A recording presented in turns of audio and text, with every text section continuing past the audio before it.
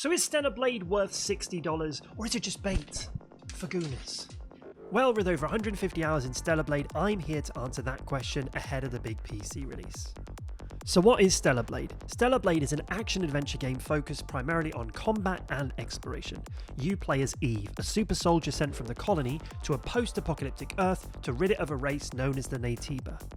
On arrival, you receive help from a scavenger called Adam. He'll be your companion throughout the game via his drone.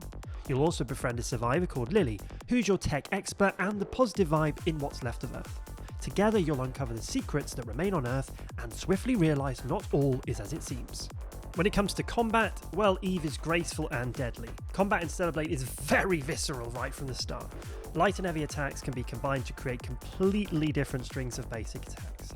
Eve can also channel beta skills, powerful attacks you can customize via a skill tree, making them even more visually stunning and of course more devastating. Even more epic attacks are unlocked later on, so there's plenty of progression. When combined with the parry and dodge mechanics, combat is incredibly satisfying and dynamic. Also, there's no stamina bar, so you can parry and dodge as much as you like. By the way, in Stellar Blade you will actually need to learn to defend if you want to survive, but don't worry, you'll still have a chance to go mental.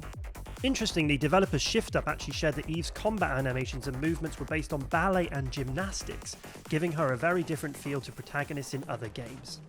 Outside of swordplay, you get a wrist cannon which Eve can equip with shotgun shells, heat-seeking missiles and even a laser. In terms of combat, given just how sick Eve's movement is and the swordplay, I'd say that's easily worth $22. Next up, boss fights. Now, none of them are Black Myth Wukong level difficulty, but they're challenging enough that you're very unlikely to beat them instantly. They also all feel epic in scale, like classic God of War. This is not a hack and slash game till you win, you will need to learn to parry and dodge, very similar to a From Software game like Dark Souls. Also, much like in Dark Souls, outside of your basic healing items, all consumables used in your previous run are lost when you die. This includes ammo, which is often required to beat certain bosses, so you will have to manage your inventory wisely. This wasn't an issue for the first half of the game for me, but by mid-game I did get stuck on a boss and I had to learn the hard way.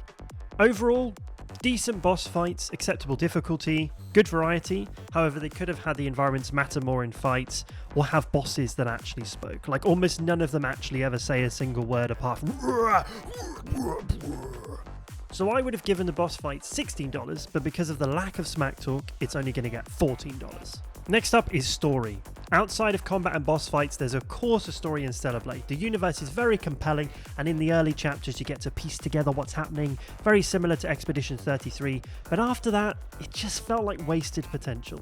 Many of the threads of the story was full of promise, but it felt like they were left unexplored. For example, one of the major plot points, which is actually a really good hook, is resolved way too early on without much in the way of an explanation.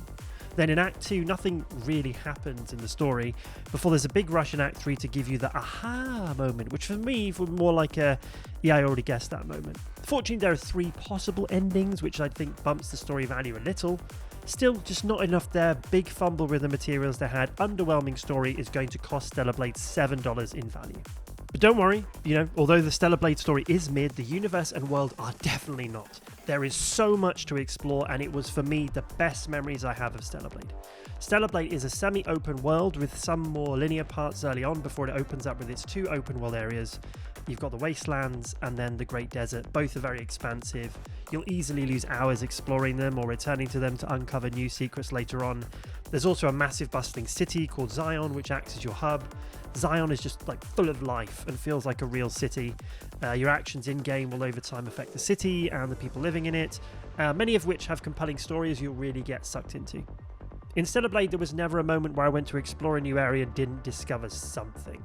Plus, like Dark Souls, there are little nuggets of information about lore that can be learned by examining collectibles and items if you wish.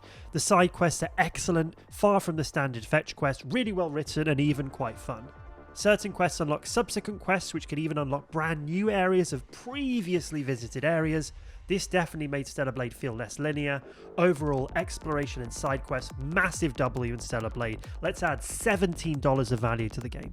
Alright, next up, graphics. Let's be honest, insanely good even on a base PS5. The new PC version even supports native 4K with early tests on the demo showing exceptional performance.